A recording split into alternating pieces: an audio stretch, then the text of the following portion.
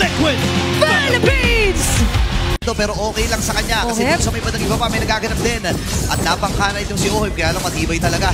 Napakakunat and yung power Pasok, kailangan umuwi. Kaya sa likod! Sanford with a kill! Alam nila na nakatago dun sa long bush itong si Kyle. Lalabinan dito niya Sanford. Hawak pa rin ni Carlito itong pagong. Tornos ay di tumama. Pero andun si Sanford para lang iharap ang kanyang sarili. AOG namaan. Labang itong kanilang roamer na si Owen. Pero si Cartizzi nakuha na yung pagong. Pero si Kyle ay mamamatay din. At kumagan na naburuan. Magiging apat pa. Bahagang wipe out mula sa Cavalry.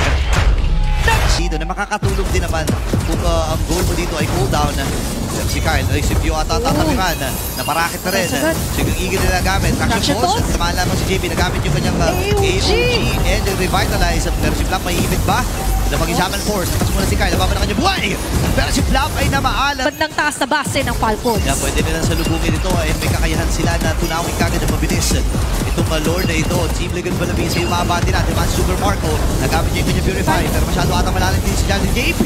At napatay siya ni Super Marco. May si Flap ay namaalam din sa naging proseso. Tatahi dito si Carl. Atras muna siya. Tagumpay ang pagbasag ng Torres sa gitna. Ngayon, apat na miyembro pa ng Team Falcons ang tuloy buhay. pa ba? Si Cartizzi dito ay lalayo na rin. Pumuli na rin siya dito. Tinuloy pa! Pero pupunta sa Pedricoran.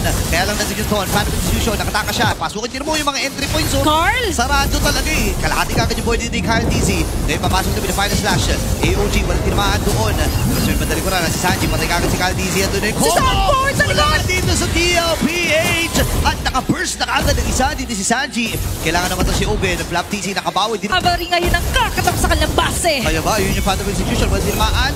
Pero Super Marco, kalahati ko yung buhay. Ngayon, siya yung igil na gamit. Nasuro yung tatlo. Pero nila mag-examine force! Mula kay Owen, natulaw kagad. Ganun lang. Si Super Makmak, nagtutumpahan na dito ang Team Falcons. At ready na atang sumigaw ang Cavalry para sa kanilang ikalawang puntos dito. At sila ay kalahati. At habang sila nagko-contest dito sa Lord, may ilang mga linya nakakalabang ang Falcons. Kalahati, ang baba na ng buhay dito ng Lord! And Cartizzi with that Lord! Carlito ay nakabawi din naman ng kill. Pero si Pio baba ng buhay. Kailangan niya sa likod! Pero sa may bandang likuran si Owen. Nice setup para dito sa Team Falcons. Pero may babawi din na gagawin dito si Sanford. Makikipagsabayan na sa tatlo. Numbers gaming. Lugi siya pero sabi niya, hindi, laban natin. Sanford pumunta din Super Makmak. Nakikipagsabayan talaga. Ito si Sanford at hindi na siya makakaligtas with the Sky Fisher from Super Marco. Ubos! Sa posisyones ay nakakakuha ng magandang advantage si Flap TZ. Okay, speaking of advantage, ang ganda na advantage na nakuha ng Falcons dito. Ngayon si Kyle TC nakuha na yung Lord and si Sanjay namatay! Sama kayo na! Kay Owen! Ito na, suntukan na daw. Sabi nyo ng CLB, nakabawi nyo si Sanford ng isa. Ayan na naman! Ang main damage dito nila na maalam. Flap TC ngayon ay aabante na rin. Kyle TC nakakuha na ng kill. Ngayon si Carl TC masyado pang malayo. Owen! Ang sakit ng mga normal hits dito ni Owen. Pero si Carl TC ay nandito na Thornrose ay nabitawan na rin niya. Sabi ni Kyle Lord. Tapos sabay ba nalikod si Owen? May pinaplano ha? May niluluto dito. Tara, panalo ba ito para kay Owen na bati sa likod! Nakuha ni Carl TC. Pumatot din si Owen. Pero makakasurvive si Sanji. Kailangan na matras ng mga miyembro dito. Pero nabugahan ni Super Marco. Nagamit din ni Flap TC. Lord ay hawak TLPH. Pero mag-isa na lang ang batang kambing. Kumpleto pa ang Team Falcons. Making it a triple kill! At ngayon sa game number 3, kakayanin na bang i-extend ng Team Falcons ang kanilang kalamangan na pag-stay! Ang kaya na nga i-extend ang Team Falcons sa Mga aspeto sa XP at pati sa mid lane. Okay, ipit pa sila dito. Naku, delikado ata ang pwesto ng Team Falcons. Patay kagad si Owen. Kailangan ng matras dito ni Flap. Yung Lord ay nasa may bandang itaas pa. Medyo mababa yung buhay ni Carlito pero okay lang sa kanya. Kasi dito sa may bandang iba pa may nagaganap din. At napangkana itong si Oheb. Kaya lang matibay talaga. Napakakunat and yung power. Pasok, kailangan umuwi. Kaya lang sa likod!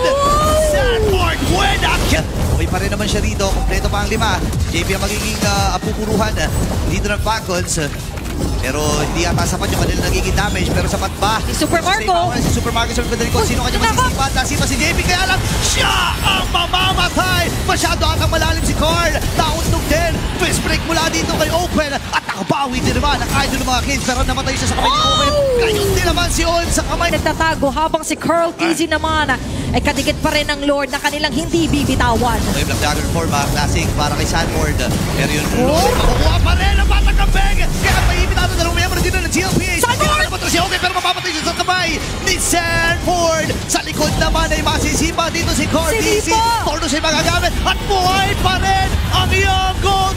Kailangan na kumatras dito ni Kyle. Hinahabol siya ni Oheb. Si Blaptix ito na rescue na reflector yung nagamit niya para lang mailigtas si Kyle. Sanji! Sanji hindi ata sasapat. Pangiti, all lines are covered. Apat yung Black TZ pa ang atakihin! Lahat napatay si Blaptix. Ready na mag-dive ang Fighters. Team Liquid Philippines. Ano yung thought mula dito kay Sanford. And this time si Oben at ang magiging next sa target nila. Sasalubungin na ni Kyle. Si makakapatay siya dito. At ang matitirang Titan.